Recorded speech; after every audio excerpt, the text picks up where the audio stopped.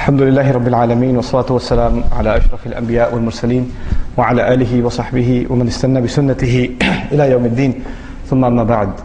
First of all, I'd like to apologize for my lateness. I was on my way here and I realized in packing the children I forgot the laptop, so I had to go back and get it. Because I didn't want to miss out on anything that I've put in my notes at least, that I intended to share with all of you, inshallah ta'ala. First and foremost, I'd like to share with you that what I'm presenting here are my own thoughts and they're not necessarily absolute in any way.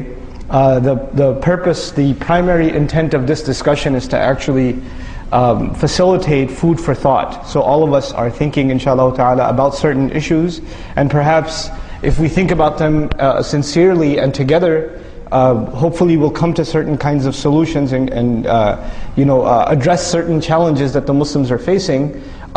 So again, I don't claim to have the answers to the problems, but certainly I'd like to highlight some areas of problems. And as many of you know, this session is dedicated to understanding some of the challenges that the Ummah is facing, especially the Ummah living here in the United States, in the West. And some of the, what are some of the things we can do to try and address those problems.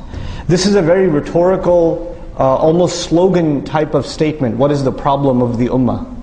Right? And it's sometimes we actually have a very deep, profound answer, but the answer also seems like a slogan. Well, the problem of the Ummah is a lack of Iman.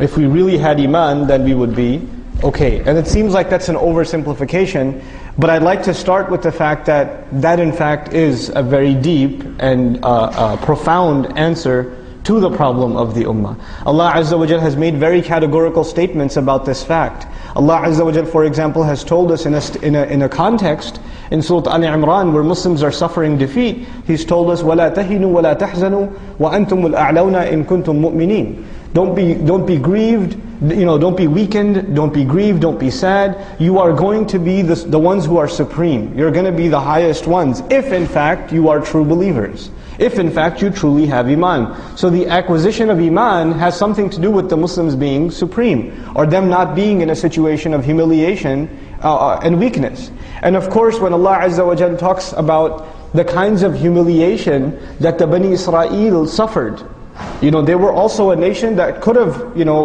had they wanted, Allah would have sent blessings upon them from the sky, and Allah talks about that in the Qur'an.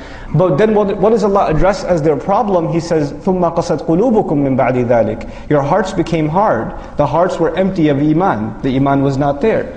Similarly, I'm sure you've heard this phrase before that it seems like the Ummah is dead, or the spirit of the Ummah is dead, or it's like it's sleeping and things like that. And Allah Azza wa Jalla, interestingly in the Qur'an, compares people whose Iman is empty to people who are actually dead.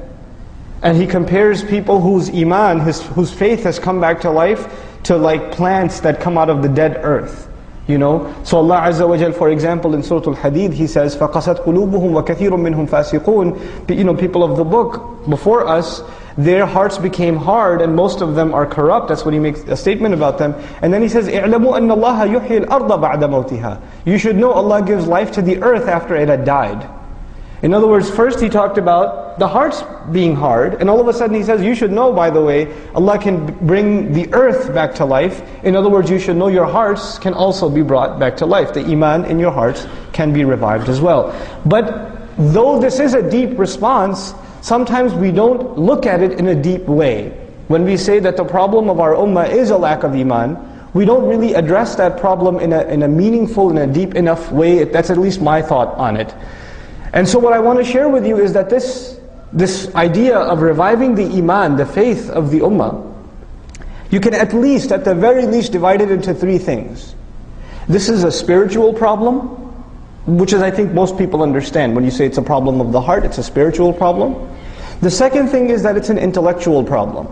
And a lot of people don't give that much attention. Iman is not just a spiritual thing, it is also an intellectual thing. It's something that we are convinced of intellectually as well. And finally, as a result of both of those things, this is a moral problem. In other words, when someone actually benefits from the fruits of Iman, then what comes out of them is this high standard of morality and ethics. Right? They become a person of high character. Right? So when Allah Azza wa Jal, for example, talks about people of Iman, قَدْ أَفْلَحَ الْمُؤْمِنُونَ, He mentions very high ethical characteristics. of them, you know. So these three things, a spiritual problem, an intellectual problem, and then a moral problem. The one that gets the least attention, at least as far as I've seen, Wallahu ta'ala a'lam, is the intellectual problem. Though we have to address all three of them.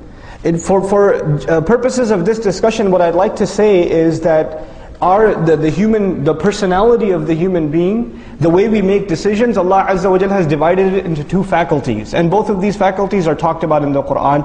Though as far as psychology is concerned, there are even more faculties. These are the two I'm going to highlight before you today. There's the heart and there's the mind.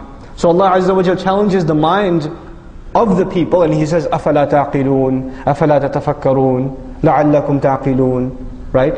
You know, وَهُمْ يَشْعُرُونَ يَعْرِفُونَ. These words are used for the intellect, to understand, to think deeply, to reflect, to ponder. أَفَلَا يَتَدَبَّرُونَ الْقُرْآنَ. Don't they reflect deeply on the Qur'an? These are intellectual kinds of exercises. But at the same time, Allah Azza wa Jalla talks about the dhikr, the remembrance of Allah, the taqwa of Allah, the iman in Allah, removing doubts, and all of these matters, as the Qur'an talks about them, are matters of the heart. So you've got two things to worry about. You've got the heart to worry about and the mind to worry about as far as Allah Azza wa Jalla in the Qur'an is concerned. Now, again, just laying the foundation for what is going to be, inshallah, a long discussion.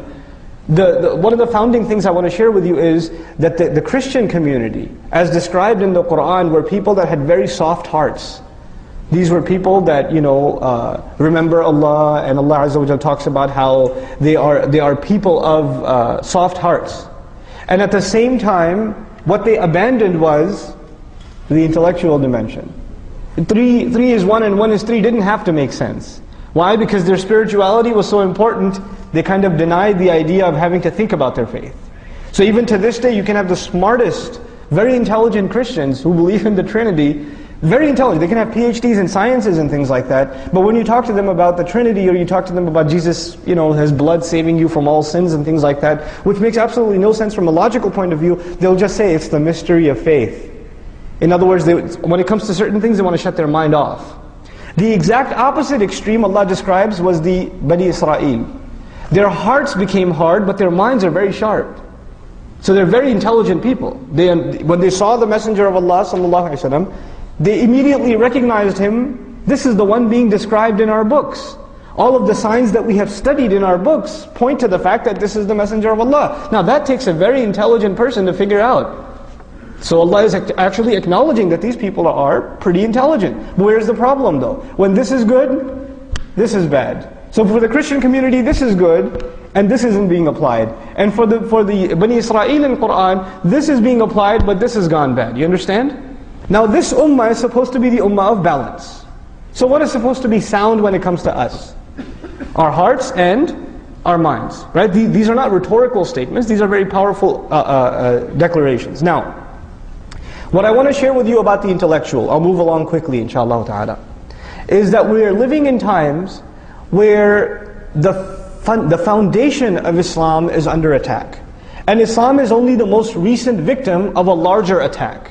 The larger attack is against this idea of faith and religion altogether.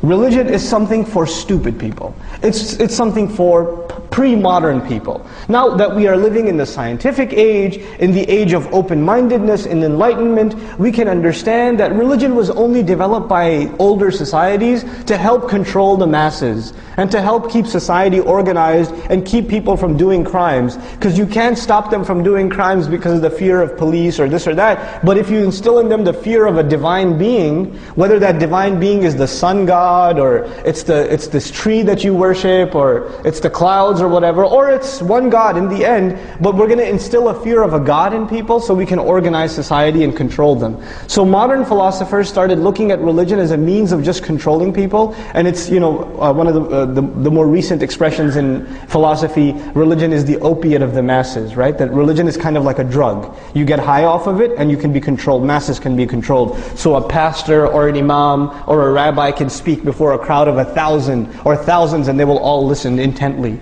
right? So they're all basically drugged, right? They're all drugged. So they look at religion as this inferior thing. Now, of course, because Islam is the most recent victim, because they've been bashing Christianity far before Islam. If you're worried that they don't bash Christianity, think again. Christianity has been under attack, intellectual attack, for well over a couple of centuries now. Right? Its foundations have been crushed. It's an object of ridicule. But now it's Islam's turn. So what I'm trying to get at is the foundations of Islam. The fact that we believe Muhammad sallallahu alaihi wasallam is a messenger. The fact that we believe in one God, one ilah. These fundamentals are being questioned. Why do you believe in God anyway? What makes you think He's a messenger? Oh, your book is full of contradictions. Look at this that you said. What about this hadith? What about that? What about the other? And on top of this, what's happening is, if you didn't already know this, Islam has been studied in the West for the last 300 to 400 years. They've been studying Islam.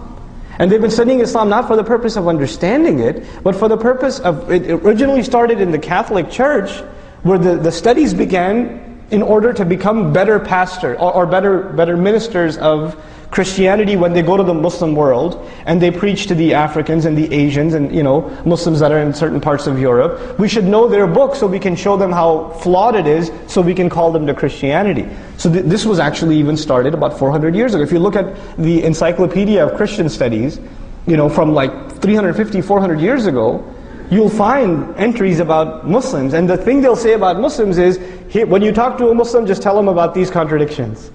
They've already got those listed, But now it's evolved. Now you have people that are doing PhD studies on one hadith. This person will spend like 6 to 8 years studying one hadith with the entire chain of narration and every person who's mentioned in the chain and this is non-Muslim. This is a non-Muslim. And so why are they studying this? You have to understand why. When people accept a religion, they don't necessarily do the deepest amount of research to accept that religion. Most people accept a religion for moral reasons, spiritual reasons, and to their level of understanding, they're convinced, so they accept. But there's always a fear that enough people will accept a religion that it might become a dominant force in any society.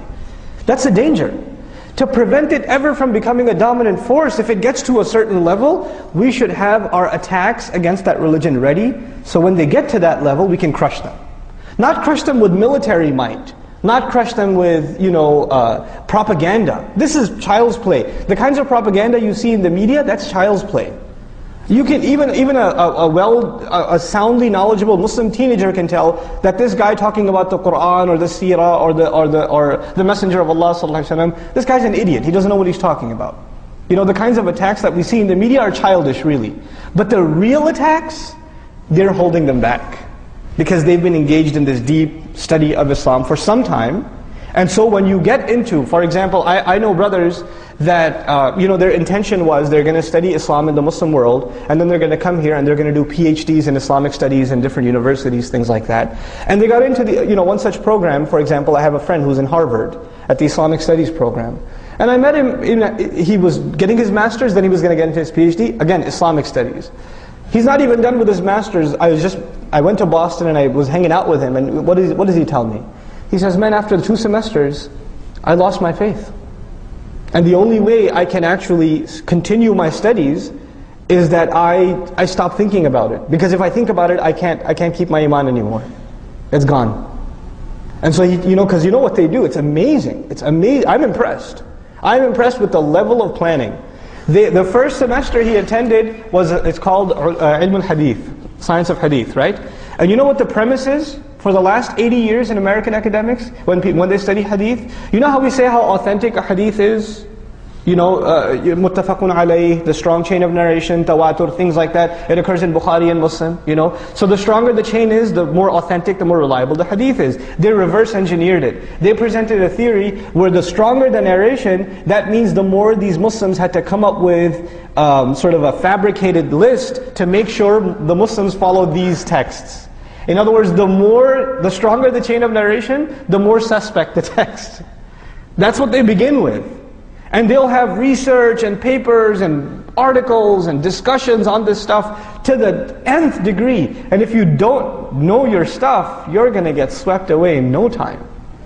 And this isn't a PhD program. Let's come to at least all of our youth eventually are going to go, I would think, into a bachelor's program at the very least, an associate's bachelor's program. Now there's Islam 101, or Philosophy 101, or the Philosophy of Ethics. In Islam 101, you can get your faith rattled. I took an Islamic studies class when I was in college, And the questions they asked, they would ask us, the Muslim kids questions. I would go to the Imam and ask them questions, and the Imam would just say, Astaghfirullah, make dua. You know?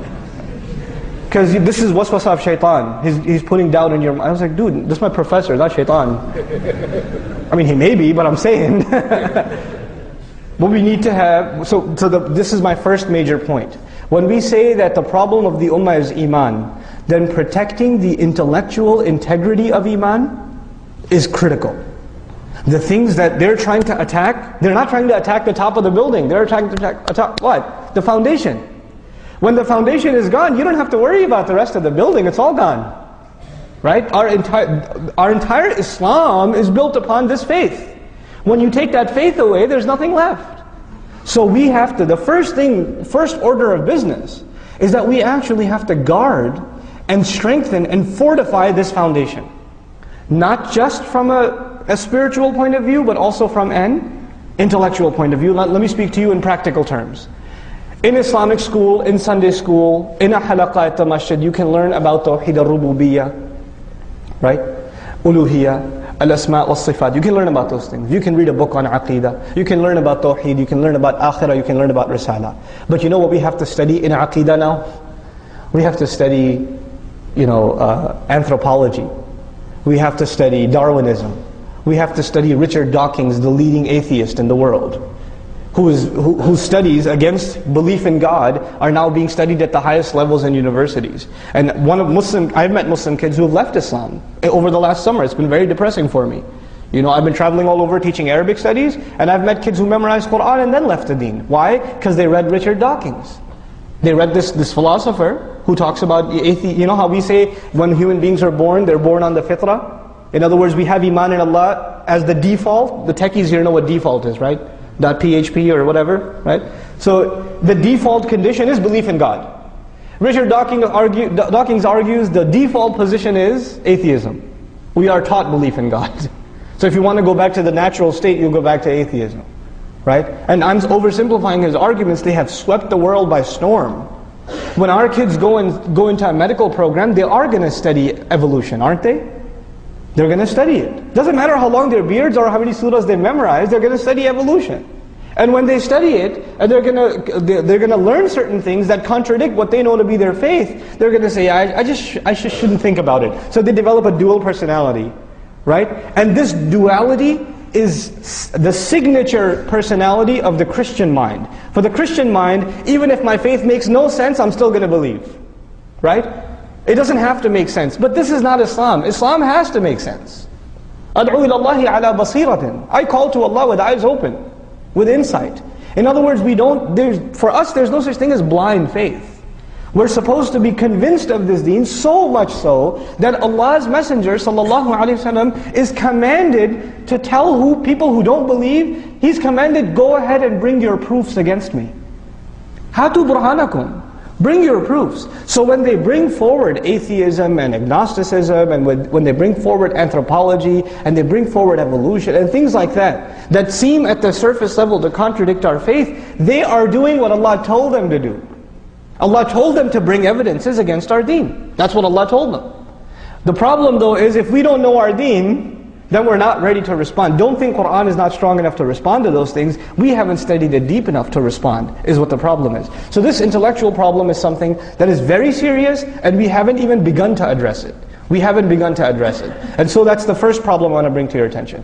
The second thing is, the life of a community is also tied directly to iman. We can't deny that. Allah made that, like I said, Allah already declared that for us in His book.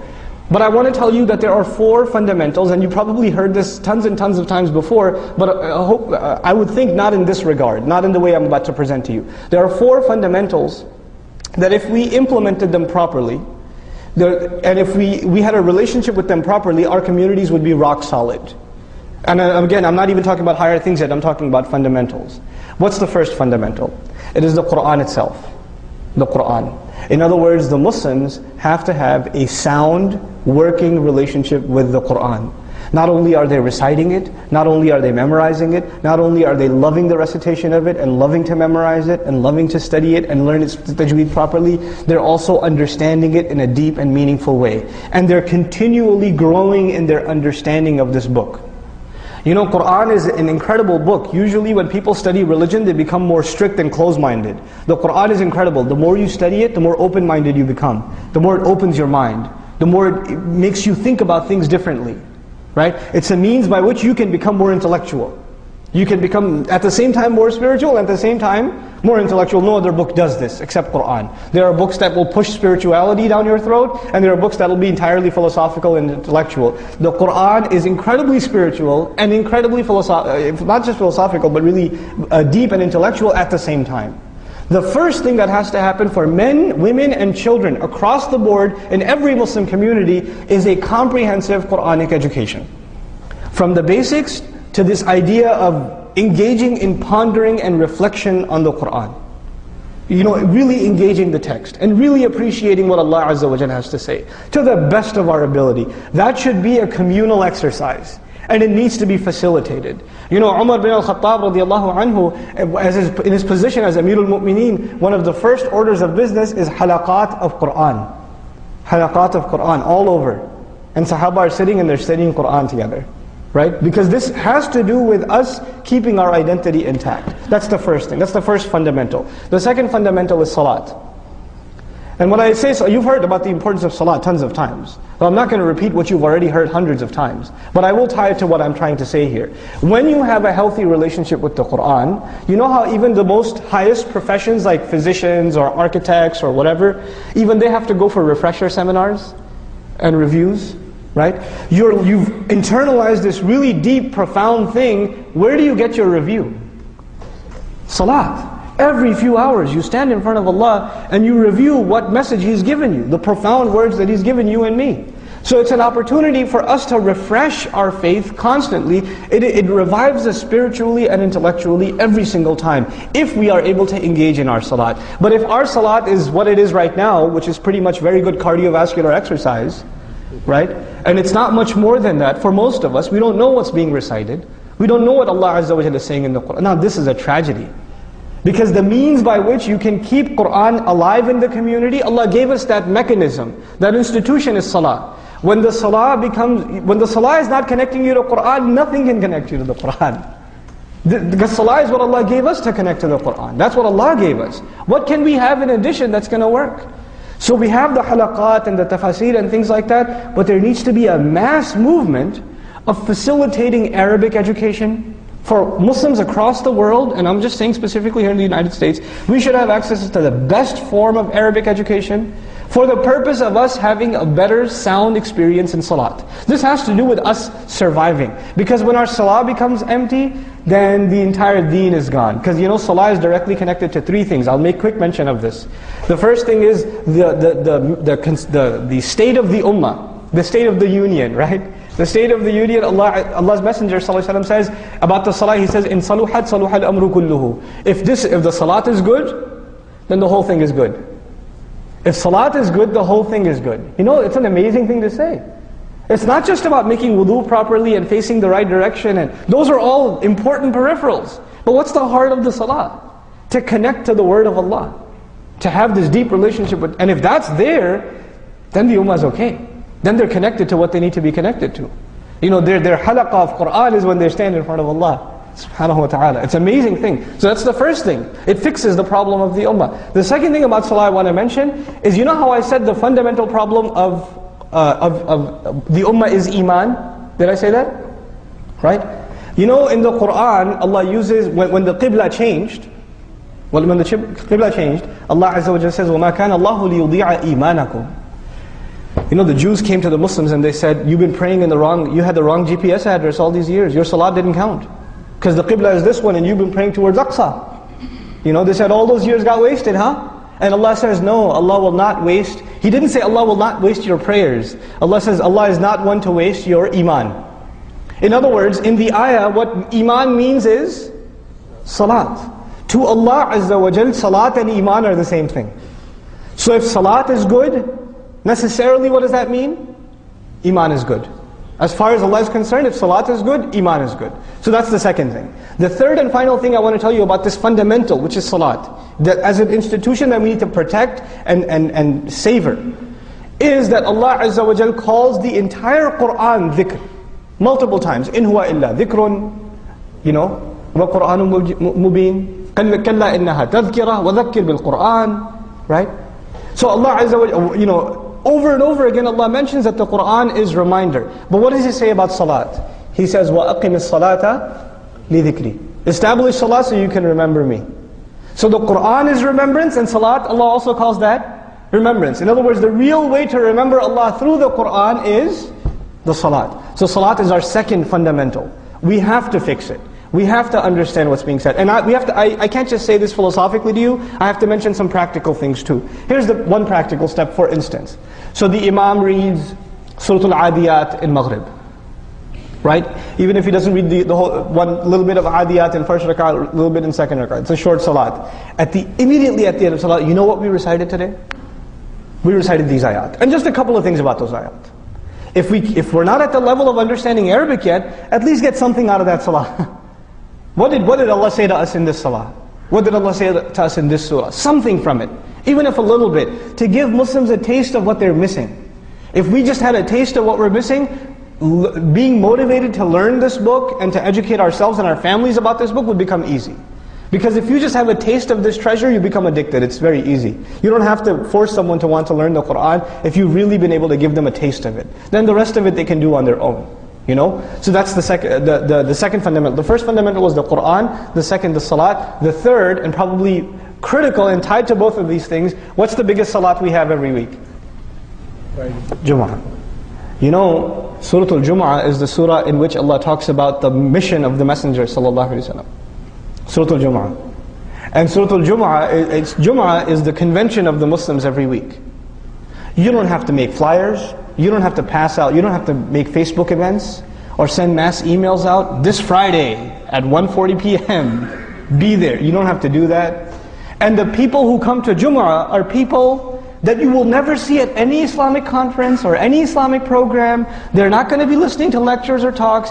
They could be the farthest from their religion, but where are they necessarily every week? They're at Jum'ah. No invitation necessary. Allah created this program, a weekly halaqah, that no matter how bad we get, we still attend it. Masses of us attend it. You know what this gives us? It gives us an opportunity that no other ummah has. We have, only the devout go to church on Sunday. Only the devout. But we have even the weakest of the Muslims coming to Jum'ah on Friday. We have an opportunity to connect them to Allah's book. They've given us 20 minutes of their time. And if they're sleeping in that time, it's not their fault, it's our fault. We have to give them something that will keep them awake. But the Jum'ah khutbah is, in my opinion, the biggest responsibility of a community. It's the biggest responsibility. It is the public service of a masjid. So that Jum'ah is that which connects the people to the Qur'an. It gives them something to think about. It addresses their problems. It convinces them that the Qur'an actually has solutions for their life. It has something to do with them. It's not just something they just do because they were doing it since they were kids. It makes them think about life differently. So Jum'ah, the critical and strategic importance of Jum'ah, I make a point to say that because a lot of times our Jum'ahs, and I don't mean to self-aggrandize, some of our khatibs are awesome. But then we have khatibs that are just, in my opinion, they are a violation of the rights of the community. The community deserves to hear productive things. And if they hear things that just don't have any benefit, or they have no head or no tail, they didn't produce something. Somebody they were in a bad mood and they needed to vent, and so they decided they're going to use the podium of the khutbah to vent. Right? That is a violation of the right of the community. So this is an amana that needs to be protected. And finally, this is the last thing in regards to the basic education of a community. If that is in place, it's going to be a sound community. The last piece of the puzzle, in my opinion, wallahu a'lam, is a study of the seerah. Is a study of the life of the Messenger sallallahu alaihi wasallam. Why do I say that? Is because the Muslim will not truly feel Islam until they can relate with and fall in love with the struggles and the missions of the Messenger of Allah sallallahu alaihi wasallam. Until they have a deep understanding of who this man was, how he lived, what he sacrificed, what he did for you and me. And until they're reminded of his struggle and have a sound knowledge of that struggle, they're not going to be able to identify with them. You know how a good, in most countries they have this a curriculum where they teach the history of that country. Like in America we have American history. You can imagine in Somalia they'll teach Somali history. In Pakistan they'll teach Pakistani history. In India they'll teach Indian history, right? So when you study history, the idea is in young people it will give them a sense of identity with that nation. They know its history, they know where they come from, they're tied to that legacy. What history gives us a sense of identity? It is the history, number one, first and foremost, of the life of Allah's Messenger, sallallahu alaihi wasallam. That is our identity. So a regular study of the Qur'an, coupled with a powerful study of the seerah of the Messenger, sallallahu alaihi wasallam, are absolute essentials for a community. They are absolute essentials for a community. This is the first thing I want to share with you. The rest of it, inshallah ta'ala, I'll go rather quickly. I think I might need more than one session to finish my thoughts on this stuff. But I'll probably go another 30 minutes, I'm sorry. Okay, so I talked about the four fundamentals, the Qur'an, Salah, Jum'ah, and Seerah, as part of an essential fundamental educational campaign. Then, as far as Quranic education is concerned, I want to present the idea that there are three levels of Quranic education, and all three levels are absolutely critical. The first level is translation. In other words, a good, sound translation, not written translation. Those are plenty available. I'm saying spoken translation. Right? And not even studio recording, like conversational translation, making you feel like Qur'an is a conversation between you and Allah. That kind of translation will at least connect Muslims, make them familiar with Islam, make them familiar with the Qur'an. That's the first level. The second level is dars of the Qur'an, meaning, you know how we do it in the evenings with Surah Al-Baqarah? A couple of lessons from every ayah, not too deep, not too much study, but just a few things about what the ayah says. A few lessons from it. So in other words, the Muslims are trying to engage with the text a little more than just translation. That's the second level. That needs to be there as well. It needs to be in place. And then there's the third level, which is a thorough, deep study of the ayat. And even if it takes you a lifetime to go through the Qur'an once in that way, that's okay. The point isn't to finish the Qur'an. The point is whatever you study it deeply. Effectively. Even if you spend a year on an ayah or a surah, that's okay. Study as many tafasir as you can, and study every single word in the ayah, and what has been said, and the reflections of other scholars about the ayah, but spend on it. Because Allah Azza wa Jal mentions in the Qur'an, He says, أَفَلَا يَتَدَبَّرُونَ الْقُرْآنَ أَمْ عَلَى قُلُوبٍ أَقْفَالُهَا. Don't they reflect deeply on the Qur'an, or the heart's locked up? In other words, this deep reflection on the Qur'an is a means to unlock hearts. It's a means to do that. So these are three levels of Quranic education that we need to develop. Now I'm going to go on to other things. The imaniyat was the first thing. But then now I want to talk to you about what we need to be funding. There are certain issues in the ummah, living issues in the ummah today, that are unresolved. They're unresolved. There are issues, for example, I'm not scared of controversy, so I'll come out and say it. What is jihad fi sabilillah? What does wala and bara mean? Our idea of the allegiance and separation. Muslims living in non-Muslim societies. What is our status? Where do our allegiances stand? These are not just things we should be asking ourselves, these are things non-Muslims are asking us now. Right? The non-Muslims are telling us, oh, you hate us because we're kuffar, and you're trying to take over our country, and the only reason you're saying is Islam is peace is because you have your covert agenda. And eventually you guys want to wage jihad against us. So all these mosques you're building are actually jihad training centers. They're saying these things to us, right? But actually we Muslims, let's be honest, if you ask 10 people in a row after Jum'ah, what is jihad fi sabilillah? You're going to get one answer? You're going to get 10 different answers.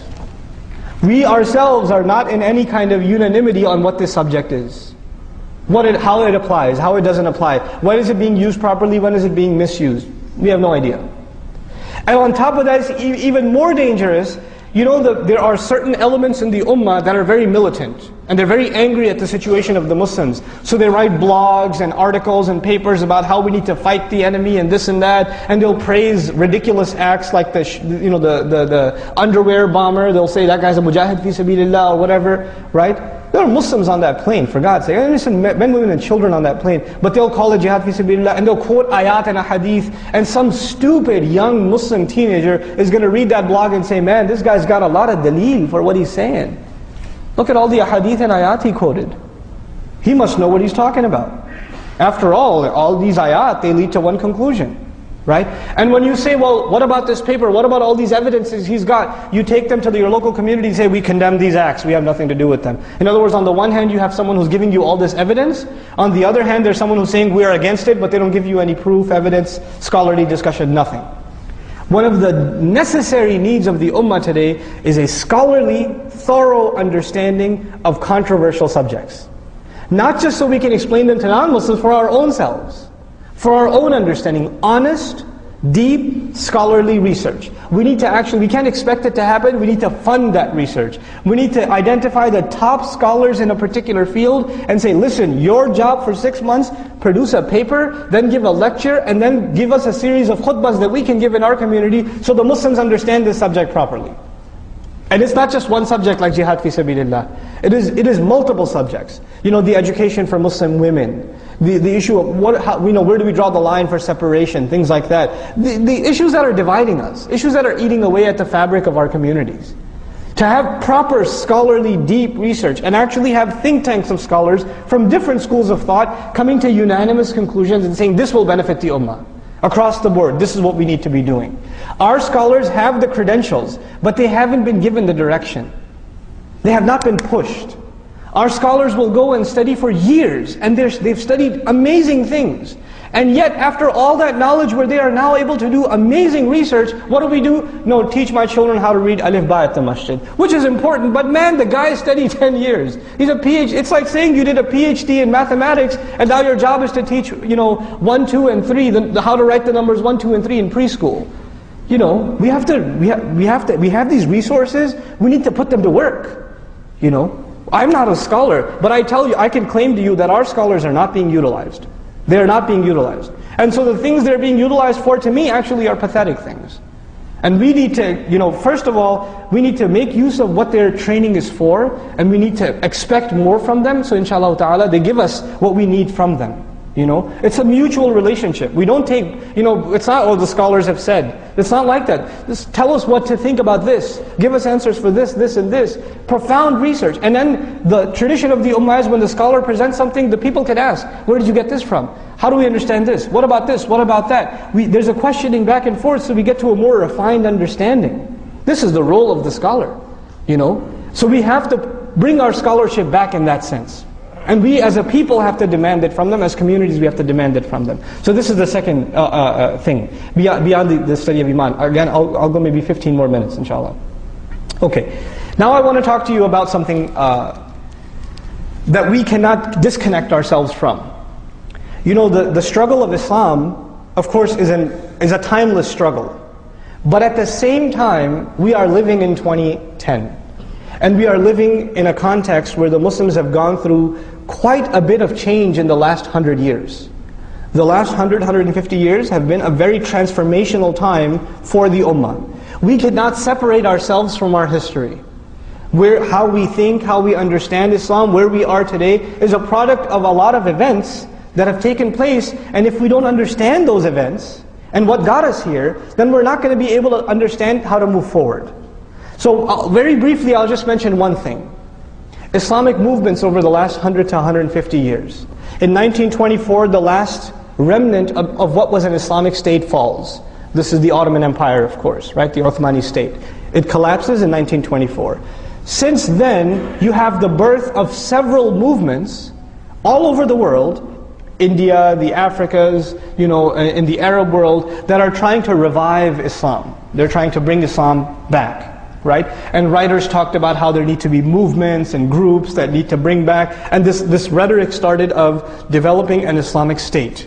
So pretty much every major movement in the last 100, 150 years talked about the revival of Khilafah, bringing Khilafah back, and quoting all the hadith that talk about the Khilafah, and looking at the seerah and saying, look, this is what the Messenger did, sallallahu alaihi wasallam, this is what we need to do. In other words, tying their struggle directly to the seerah of the Messenger sallallahu alaihi wasallam. Now, in one sense, that's very good, in the sense that we need to tie our struggle always to the struggle of the Messenger alaihi salatu wasalam. But in one sense, this is oversimplification.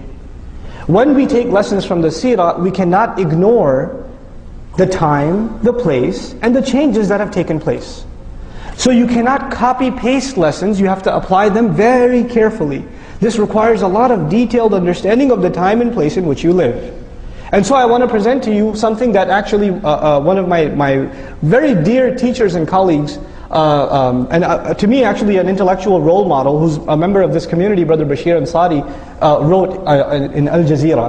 He wrote an article in Al Jazeera, Al-Islamiyun bayna dawla wa la dawla. I thought it was fantastic, really. I studied it with him when I took it with me to Detroit, and I thought it was just absolutely stunning, this article. And I hope to actually get it translated and make it available to you guys. And the subject of the article was Islamists, meaning Islamic movements, caught between having a state and not having a state. Right, this idea of statehood. In other words, two things became equation. Establishment of deen equals establishment of a state. This idea was made common. If you want to establish the deen, you have to have a government. You have to have a state. I don't mean New Jersey, I mean like a government state, okay? As in statehood. So, this idea is actually what he questions. And he says, what are the roots of this idea and what are the problems with this idea? First of all, most of the movements that called for a state have had no experience or idea or know-how how to run a state. What does it take to run a government?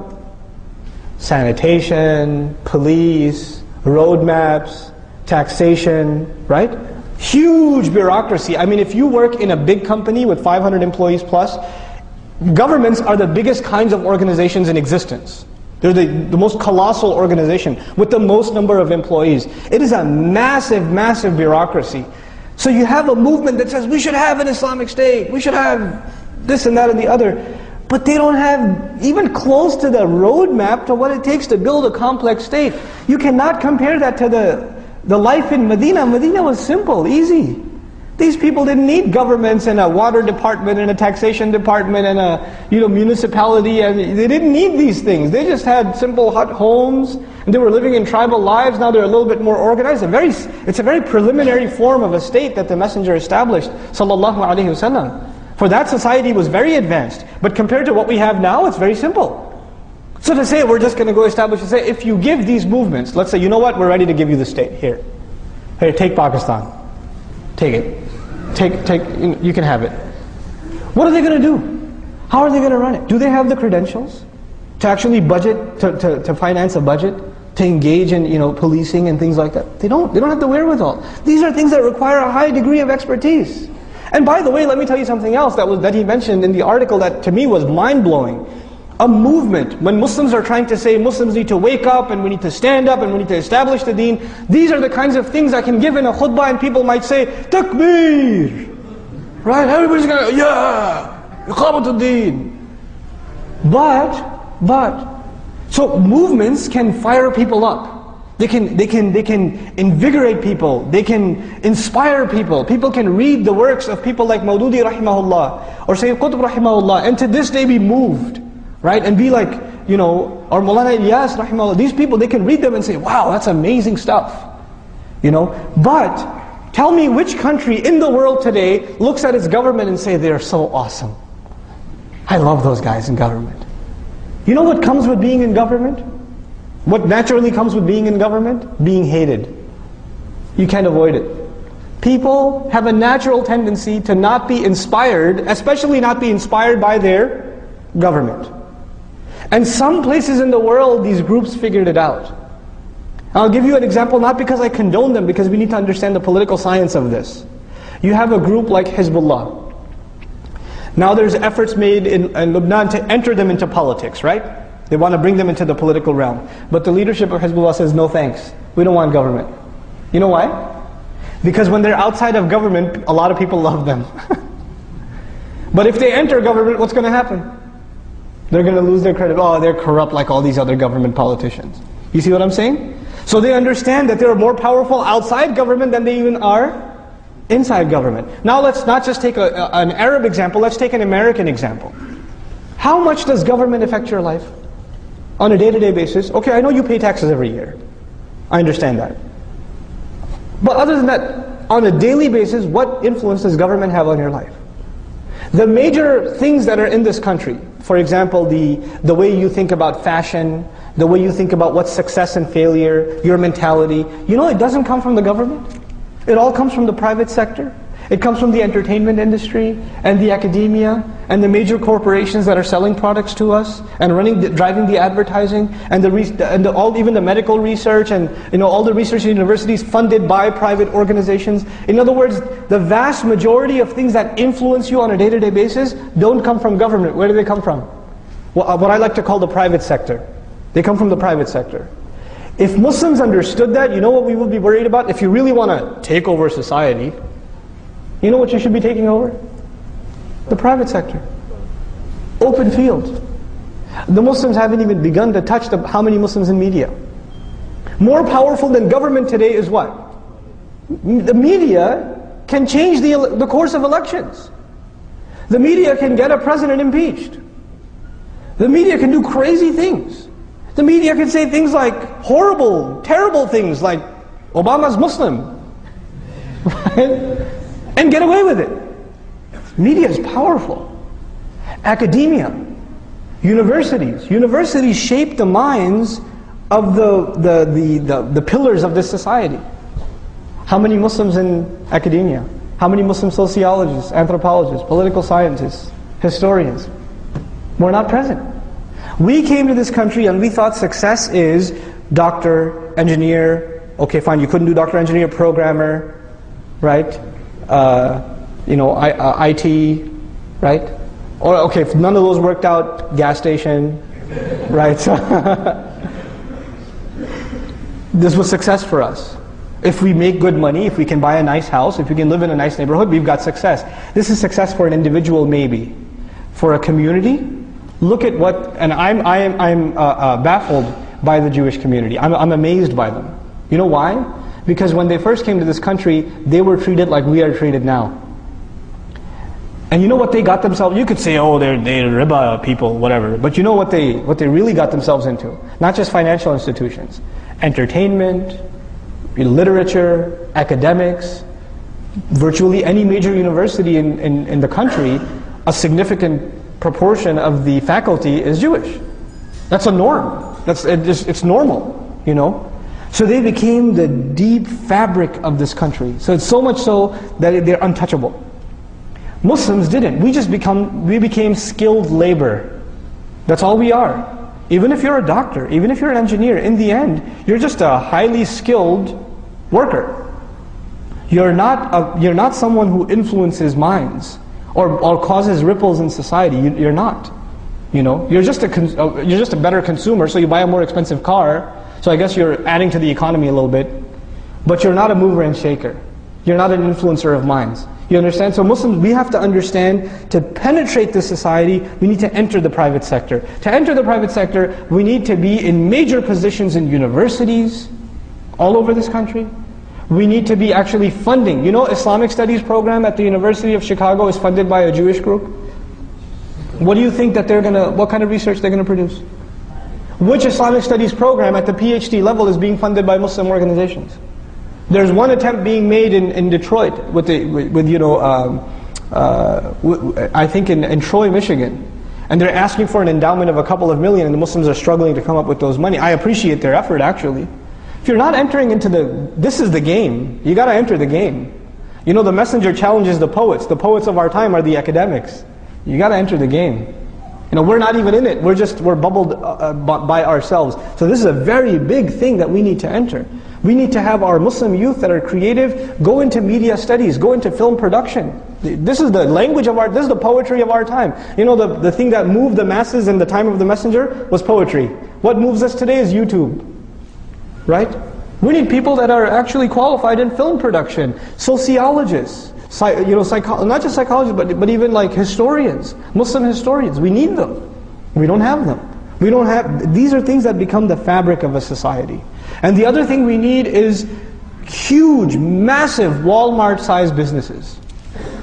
Not just run by individuals, but these massive organizations that are funding entire projects. So for example, I'll give you a secular example like the Bill and Melinda Gates Foundation from Microsoft, right? They give so many endowments to schools across the country and help out and things like that. Muslims need to have institutions like that. That don't just help Muslim institutions, they help America in general. They help America at large. Why should we do this? Because then we become a fabric of this society. We become, they can't talk about us like they do now. They talk about us now as though we're like these wild dogs let loose in the society. Literally, that's how we're talked about in the media. We're not given human dignity when we're talked about. That's not where we stand. Why not? Because we isolated ourselves. We did that to ourselves. I'll move along quickly, inshallah ta'ala. This is the last thing I'll share with you for today. Probably we'll have another session to finish this discussion. And just to, again, I know there's a lot of different things I talked about here, but again, I just want food for thought. I want us to just think about these things. And inshallah ta'ala, hopefully the purpose of a community is some people are good at some things, others are good at other things. We manage our resources and people get involved in projects that are trying to build one part of the solution, others another part of the solution. And it's all syncing and coming together cohesively. That's what we need, that's the point we need to get. How many human resource managers in our audience today? Any HR managers? Not one? We should have human resource managers. Because one thing we need at the level of Muslim community is human resource management. This is what the scholars need to be doing. This is what the reverts who've come to Islam, this is the training they need so they become awesome da'is. This is what our kids that have finished hifz need to be doing. This is what the mothers of the community need to be doing. Allocating projects to different groups and helping them build this community from the ground up. So here's the last thing I want to share with you for today, and we'll have a little bit of a QA session. I want to talk to you about something I heard at the ISNA convention that struck a chord with me. And I thought it was very powerful. It was presented by Professor Ingrid Mattson. And she talked about the difference between a cult and a community. So this is the last thing I'm sharing with you. The difference between a cult and a community. A community is a place where everybody's welcome.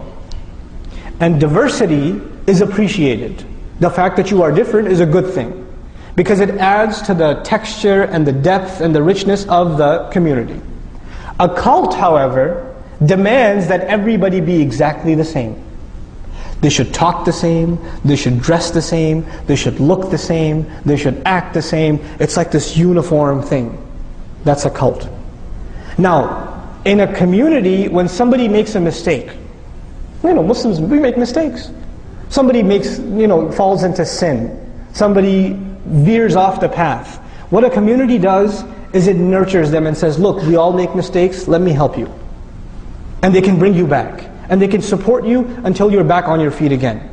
In other words, the community travels together, and when somebody trips and falls, there are others who can pick you up and take you along. In a cult, when somebody makes a mistake, they're kicked out. There's no tolerance. You got out of line, you're done. You're finished. In a community, you have this idea that when you want to engage and help people understand themselves better by open conversation. You want to be able to ask questions without being afraid of criticism. So for example, one of you has the right to ask me a question that other people might look at them, how could you ask that question? How dare you say that? No, actually you can ask a question. You shouldn't be afraid to ask questions and to get clarifications, because the community supports the idea of open communication. There should be nothing is taboo. We should be able to ask whatever we want to ask without being afraid of being judged, right? In a cult, you're not allowed to ask questions. If you ask certain questions, how dare you? You should be ashamed of yourself. Why don't you become like everybody else, a robot? Right? So this idea of keeping uniformity. And finally, in a community, you have the urge to want to not only understand ourselves, but to understand our neighbors. So we'll go over to the church, we'll go over to the fire station, we'll go over to our neighbors and invite them over to us. And we'll say, tell us about your faith, we'll tell you about ours. وَتَعَاوَنُوا عَلَى الْبِرِّ وَالتَّقْوَى. Cooperate with each other in good things and in taqwa. You can do that. You can even agree to certain things with them. So now, a community would like to reach out and to be known and to identify itself as someone who can serve others. A cult, however, hates outside communication.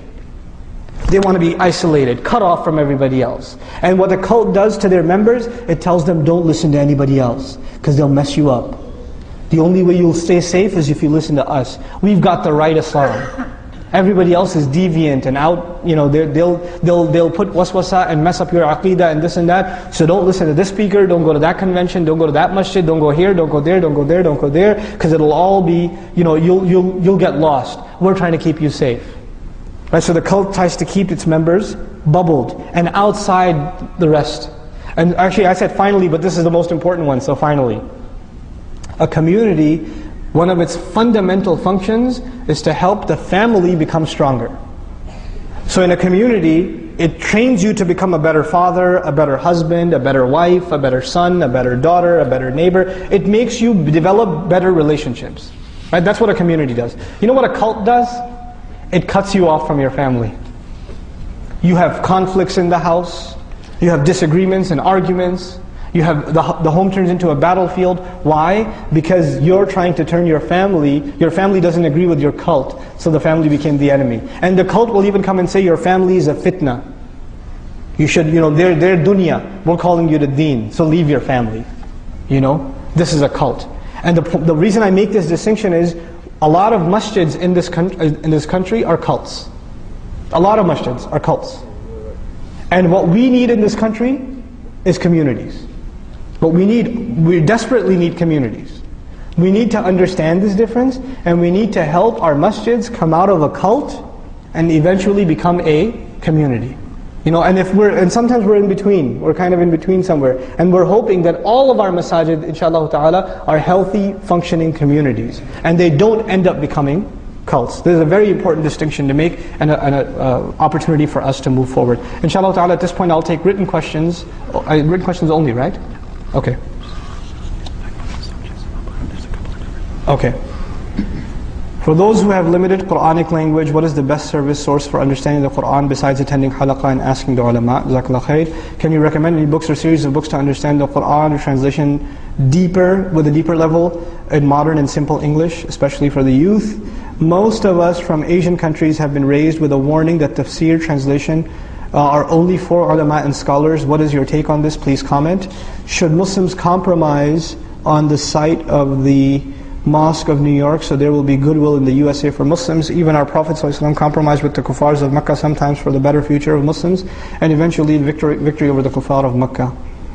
Wouldn't $100 million be more productive for the ummah to invest in 100 different masjids across the US instead of so stiff and pushing ground zero masjid projects so hard?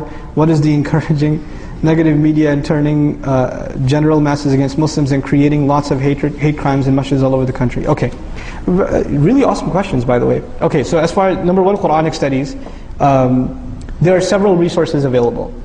In English, one of the things that we're trying to do in Bayyina is to create an audio library of a study of the Qur'an. So if you don't know about it, now you do, inshallah. If you go to bayyinah.com, B-A-Y-Y-I-N-A-H, bayyinah.com. If you click on podcasts, you'll see tafsir lectures on the Qur'an. We're trying to, over the next 10 years, do a series on the entire Qur'an. That's at least for audio listening.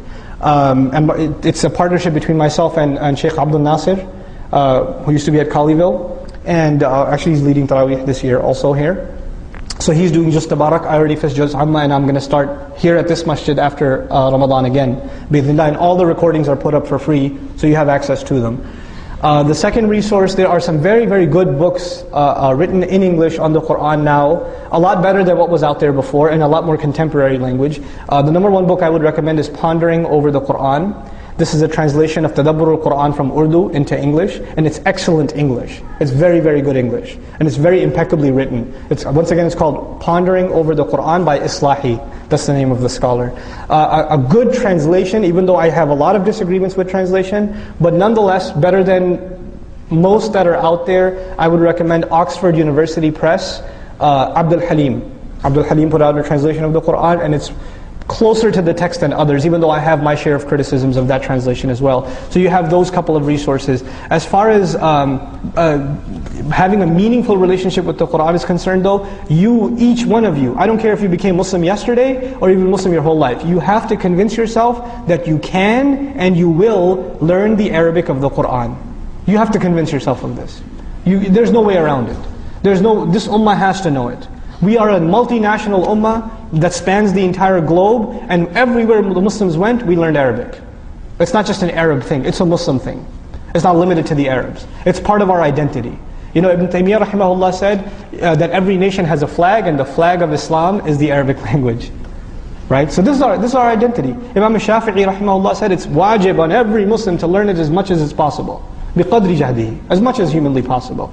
As far as the question of, we're taught that studying or the Qur'an is only for the ulama and scholars, there's an extreme. There are two extremes. I'd like to share both extremes with you. One extreme is I can read the Qur'an and figure it out myself.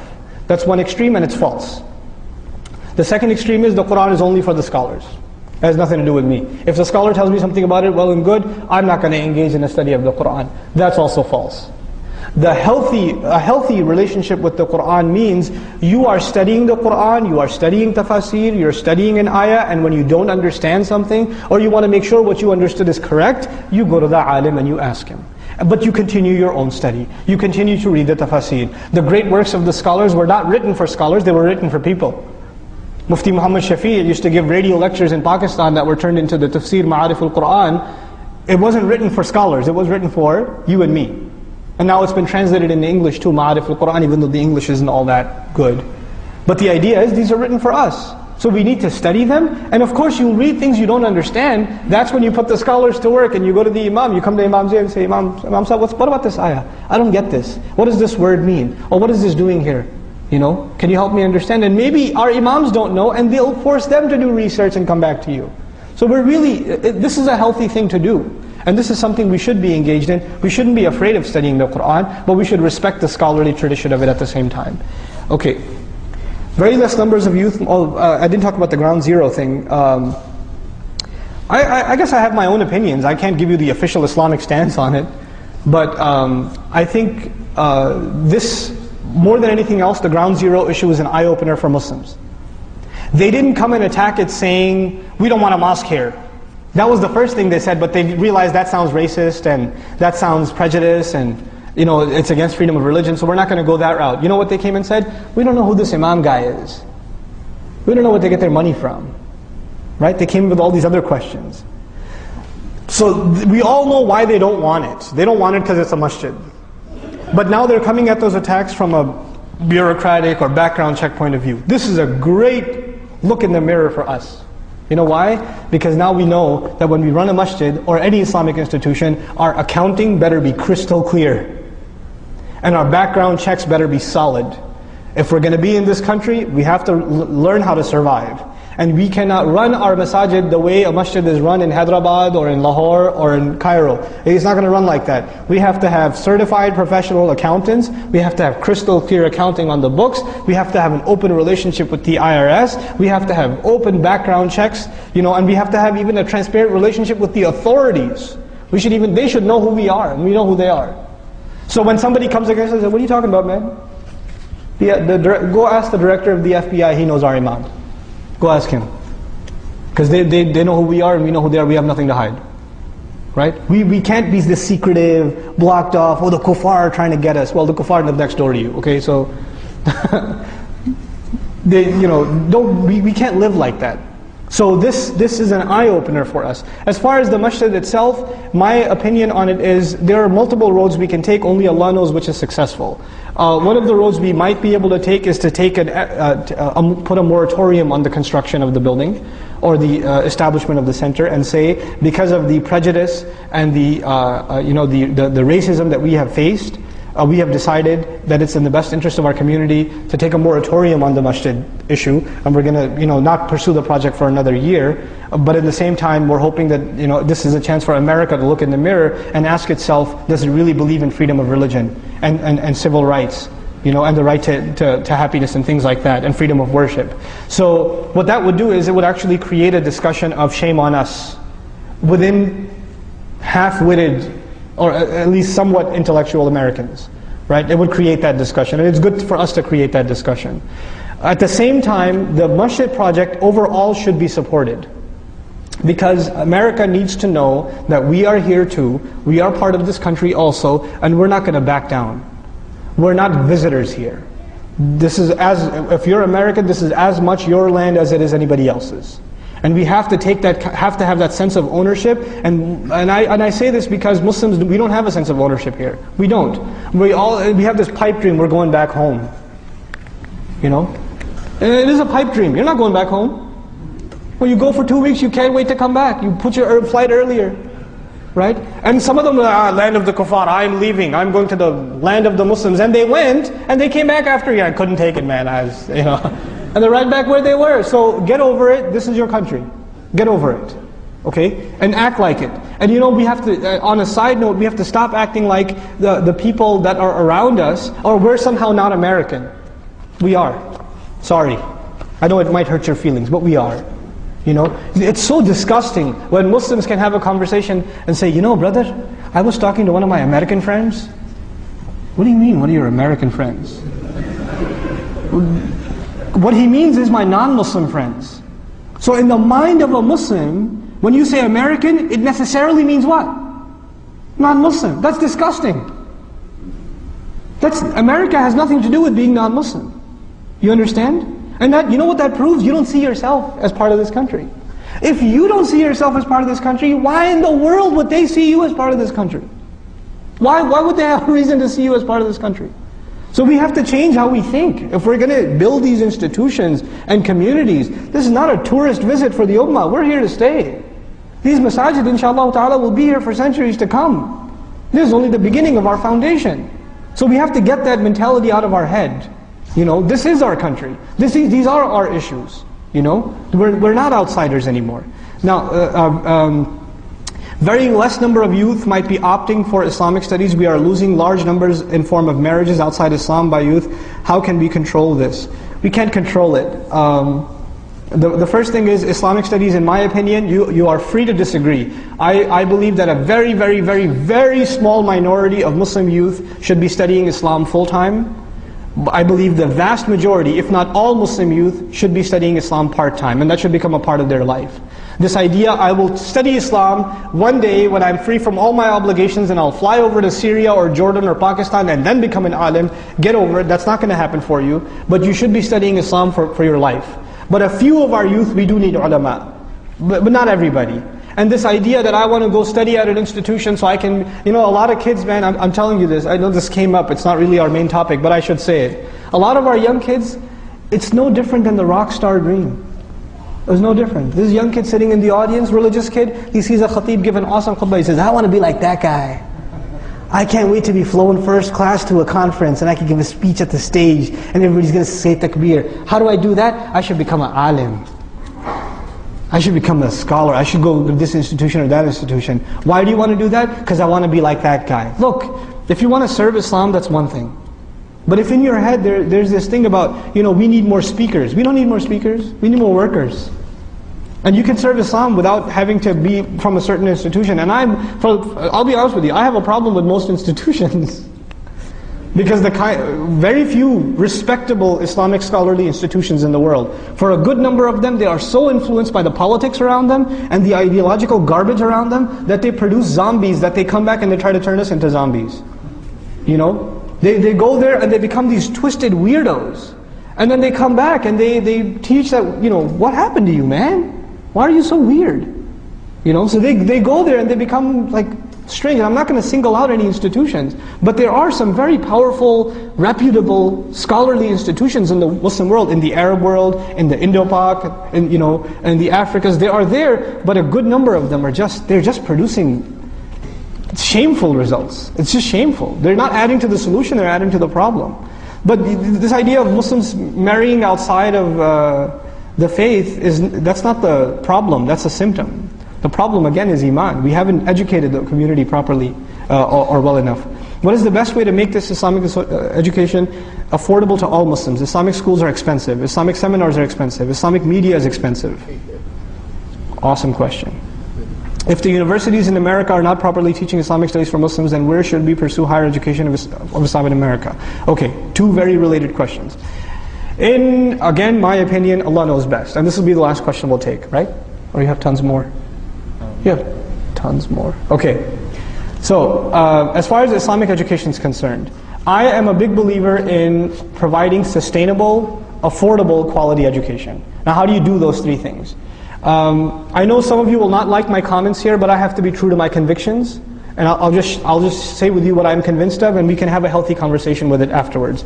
May Allah reward all the Islamic schools all over this country for the effort that they've tried to do, or they've tried to make. And I know that if you try to criticize an Islamic school, people who work for it and have poured their sweat and blood and tears into it are naturally going to be defensive. I myself used to be the principal of an Islamic school. But I do have to say some things. I'm just going to come out blunt and say them. Number one, the vast majority of our Islamic schools in America are a monumental financial failure. Number one. Number two, they're a monumental administrative failure. Number three, they're a monumental educational failure. In other words, if the idea was we're going to teach Islam and Arabic in addition to secular studies, the two things that are taught worst in Islamic schools is Islam and Arabic. The least quality education is in Islamic studies and in Arabic.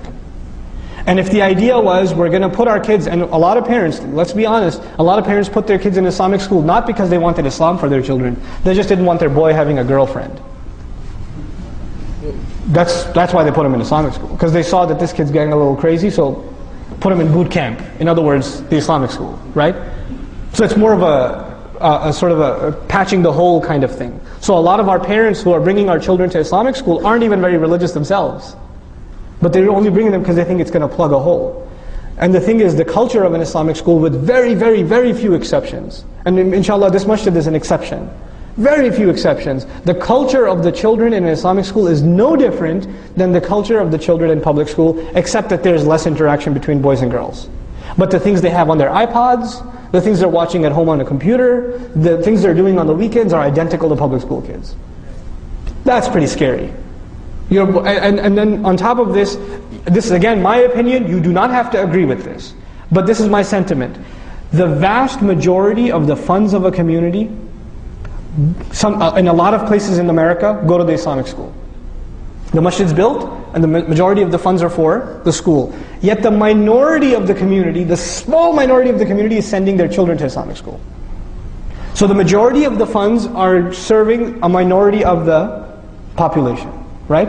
Now the thing is, I don't say stop that, but I do say that the majority of the population also has children, and they're also entitled to funds. It's just a matter to me, it's a matter of social justice.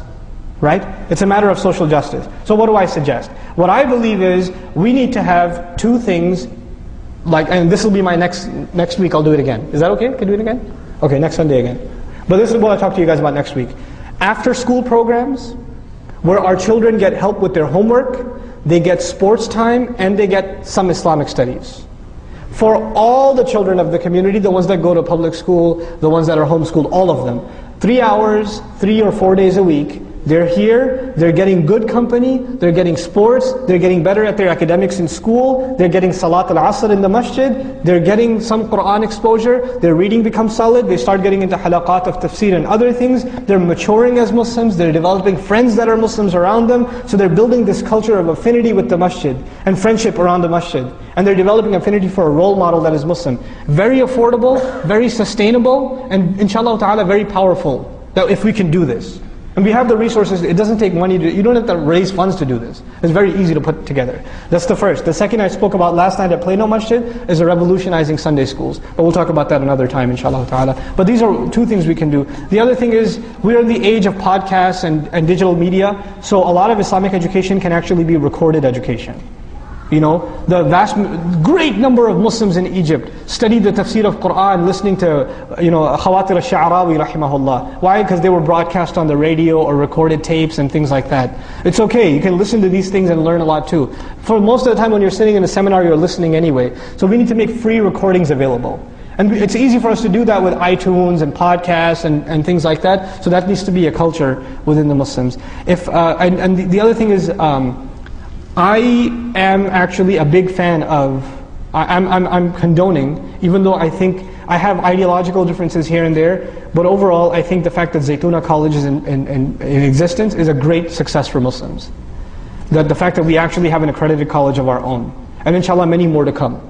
But we need to build our own institutions of higher learning. And if we can't get there, then the next best thing, we need to fund institutions of higher learning in existing colleges. So we have the Department of Islamic Studies run by the Muslims, funded by the Muslims. We need to be doing that. So we create opportunities for our youth to study Islam at high levels in this country. If we don't build educational institutions, we have no future in this country. It's not going to happen. There's like less radio whistles going on right now. They need the audio if we want to continue. Do you want to continue? No, we don't have to, there's too many people. This is what we'll do, inshallah. So I got through half of my presentation, inshallah. The other things that I wanted to talk about, I'll just give you a synopsis of it. The next two things I'm going to talk about is a business plan for masajid. How do we create a sustainable business model for masjid so they can sustain themselves? An intelligent distribution of human resources, social sciences and Islamic studies, which is a very important topic.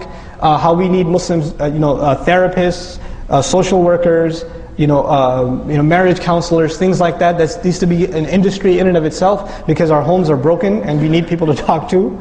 So this is an area that needs a lot of work. And finally, inshallah, we'll have a long conversation about engagement. Engagement means how do we fight back against the wave of attack in the media? How do we effectively fight back? How do we engage so that our neighbors, for 5 square miles, everybody knows what this masjid stands for, and they're respected?